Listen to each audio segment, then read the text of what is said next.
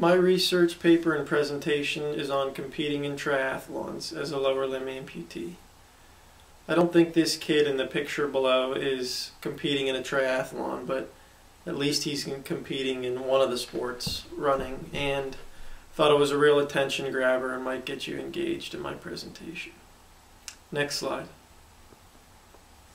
So for those of you not familiar with the sport of triathlon, it actually combines three separate sports: swimming, cycling, and running.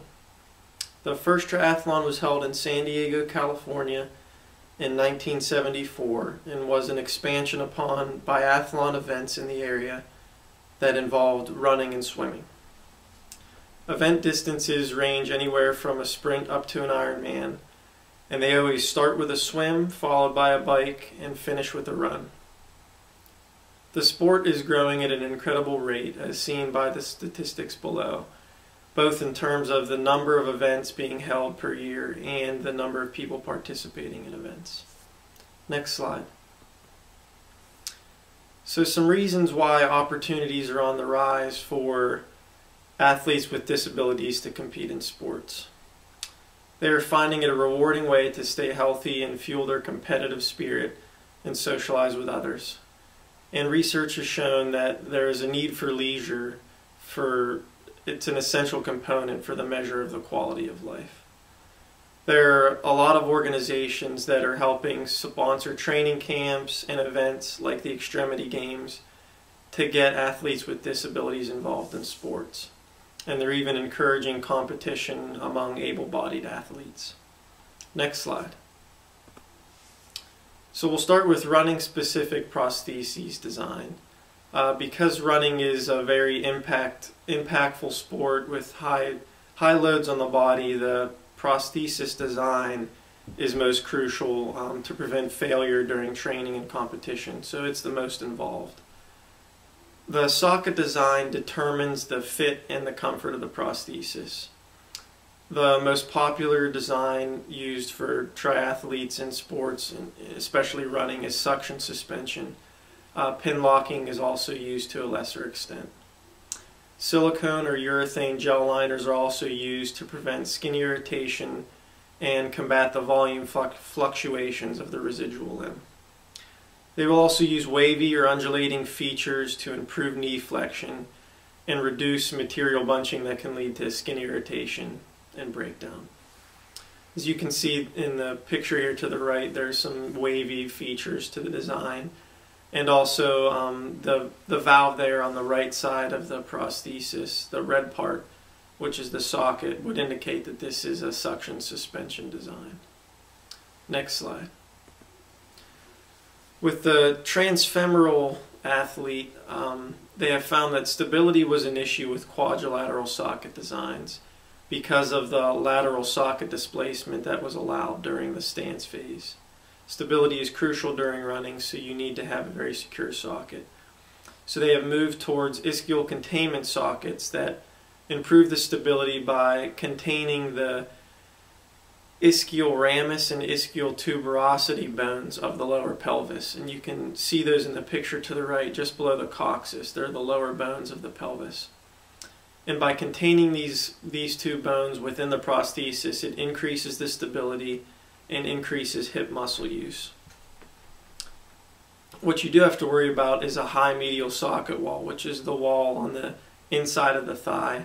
If it's too high, it can cause irritation of the soft tissue which surrounds those bones.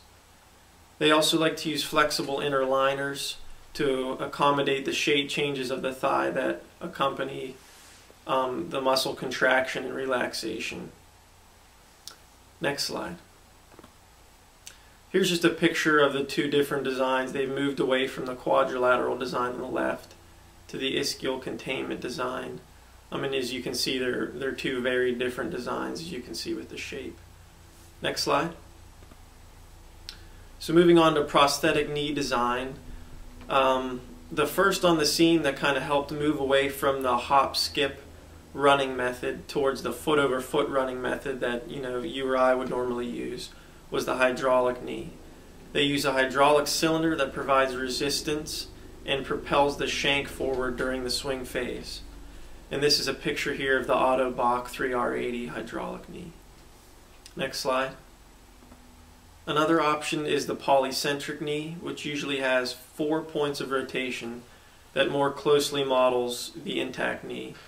It improves knee flexion, it increases toe clearance, and also improves the symmetry of your stride, which basically all this leads to a more natural gait.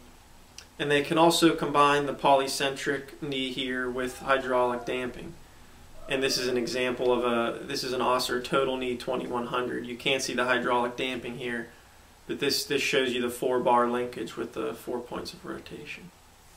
Next slide. You also have microprocessor controlled knees. This is a picture of the Otto-Bach C-leg. This knee contains knee angle, and ankle moment sensors. And these sensors relay information to microprocessor software within the knee that determines which phase of the gait the user is in. And this accordingly adjusts flexion and extension through the hydraulic cylinder. One of the major advantages is that this knee can anticipate a fall and prevent a fall during a race or training.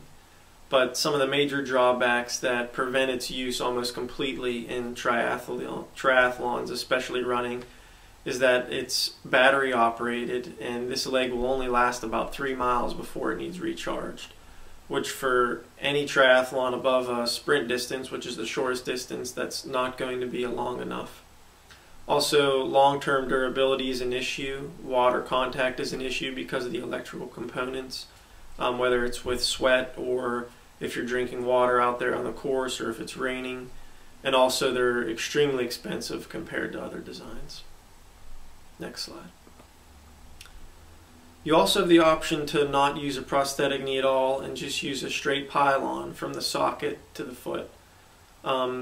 This will force you to have a circumducted swing phase.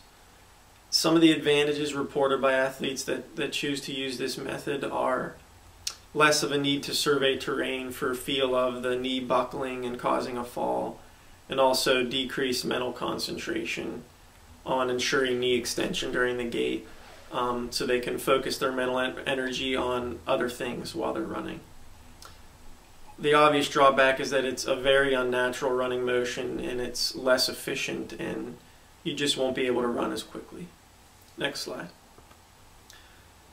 So the prosthetic ankle foot design for running, you want to decrease the weight as much as possible because